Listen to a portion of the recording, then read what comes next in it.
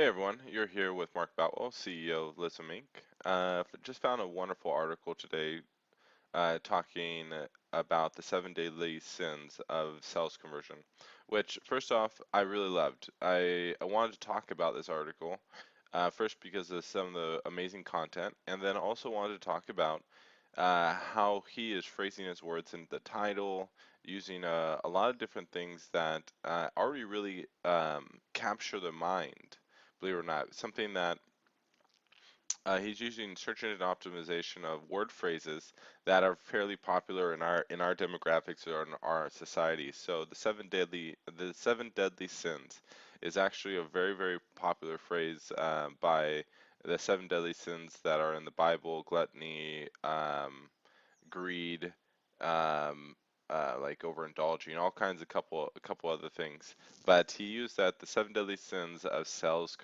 conversion. Yeah, a great title to an article, and he's using words that are fairly this phrase of seven deadly sins.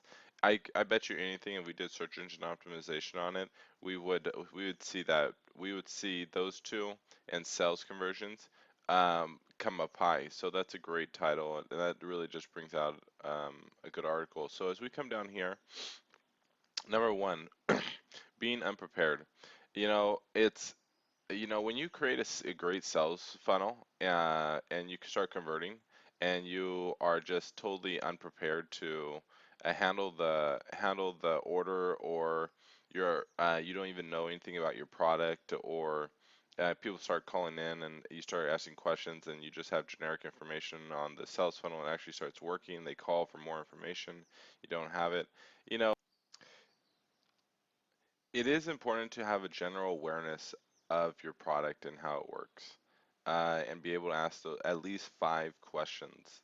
And that's really is the biggest thing, or be able to answer at least five questions.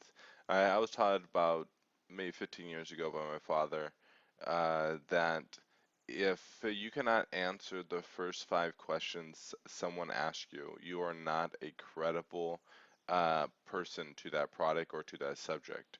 So it's important to be able to answer five questions, and also people do appreciate making that extra effort to look up the answer and get it back to them too. So if you get a couple answers right, can't figure one out, tell them, wow, that's a great question. No one's really ever asked me that. I got to look that up real quick. And I've never wondered about it myself. And look it up, get them an answer. They appreciate that. So too, talking too much. It's really big to listen. It's important you need to be able to listen to someone's problems, so that you can solve problems, so you can solve the problem. When you talk too much, you blind. It's like a deer in headlights. They're just like, oh my God, shut up. Let me get back to work. Obviously, this article has their own viewpoint, so I highly recommend you read it. These are my own viewpoints to some of these key topics that I completely agree with. So number three, turning a pitch into an interrogation. It's one of the most classic things. We all get scared. We all get in that spot, and like we start talking and talking and talking. It's the same thing we even do to women. Like we want to, or even a guy. Maybe a woman walks up to a guy and starts talking to him. We get so overwhelmed by that moment that we just start asking question after question after question. Like, oh, so what's your favorite, like for a woman, like, so what's your name? Oh, cool, Sarah, that's interesting. I'm Mark. What's your favorite color? Where do you live? What what what toothpaste do you use?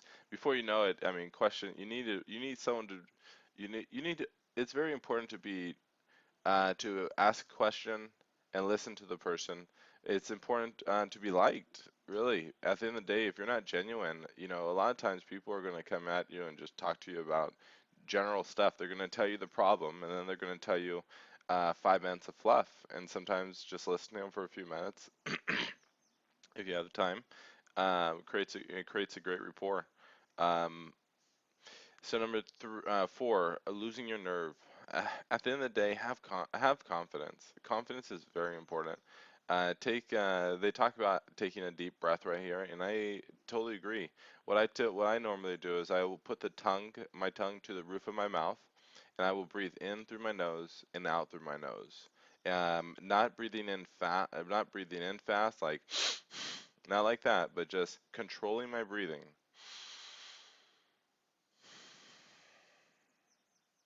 Not ever feeling like my air is being held back and it hurts to release. Just that really just controls some nerves, gets some confidence. If you get overwhelmed for a second or something, take a deep breath, really allow, and just keep going. Just ask one question, listen to the person. They ask a question, talk about yourself. Having too much confidence. Um, having too much confidence. Well, yeah, is that a problem? Sometimes it's arrogance and confidence is a difference. No one likes to be told, you know what you need this. No one likes to be told what they need. Everyone all day long is being told what they need. Just tell them about the features and the benefit of the product. Explain to them if you have a personal experience behind the product, tell them your personal experience behind the product. Talk about yourself. Talk about why you valued it and why you appreciated it, and then listen to them and listen to them and hear them out and see if some of the problems they're having, see if the problem can possibly solve some of their problems. Pushing it on them sometimes does come off as being arrogant. Being confident that the product works. Be more confident that the product works in your own life first, and then just talk about your firsthand experience because no one wants to be sold. People want to buy, and no one wants. Yeah, so making it all about the price. Again, talk about the features and the benefits. It's not just about the price, getting the cheapest price, going down to your local competitor and getting it $5 cheaper. Because at the end of the day, we live in a huge, huge society, and you can always get the same product from someone else right down the street. The reason why they're going to buy it from you is because they like you, they want to support your vision, and they appreciate the experience of coming in and talking to you or calling you or something. So making it all about price. You just don't want to make it about price. There is the price. We've set the price because that's what we needed to make to stay in business. And now talk about the features and the benefits. Talk about how this potentially can be a value in solving the problems, which we talked about up here. Create another value besides money.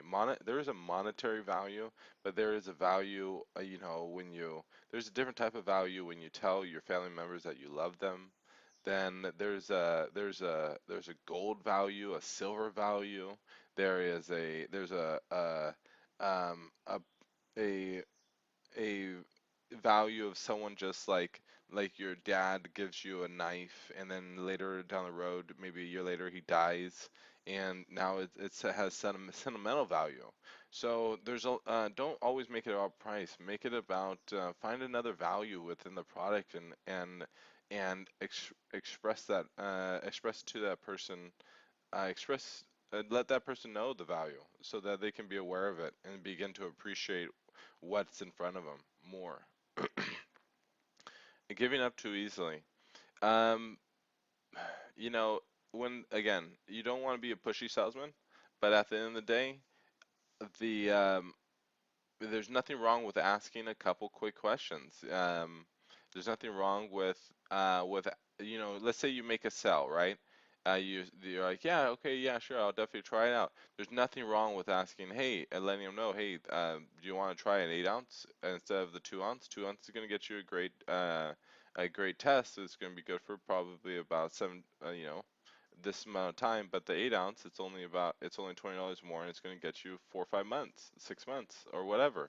So, hope this was helpful. Really loved this article and wanted to talk a little bit about it. Have a great day, guys.